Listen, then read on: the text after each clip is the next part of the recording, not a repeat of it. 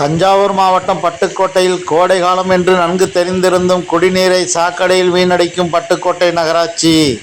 பட்டுக்கோட்டை சுண்ணாம்புகார தெரு மாட்டு சந்தைக்கு செல்லும் வழியில் ஆற்றுப்பாலத்தின் குறுக்கே செல்லும் குடிநீர் குழாயில் உள்ள அடைப்பு திறப்புகளை சரி செய்யாமல் நீண்ட நாட்களாக தினந்தோறும் 1,20,000 லிட்டர் தண்ணீரை வீணடித்து வரும் பட்டுக்கோட்டை நகராட்சி.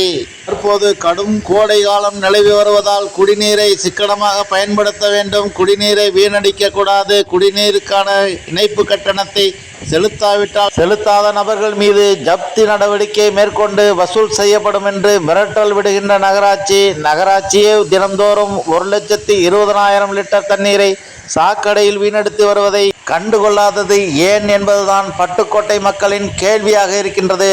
பட்டுக்கோட்டை சுண்ணாம்புகார தெரு மாட்டுச்சந்தை ரோடு ஆற்றங்கரையிலிருந்து ஸ்ரீ ராமராஜ்யம் யூடியூப் செய்தி சேனலுக்காக ஆதி.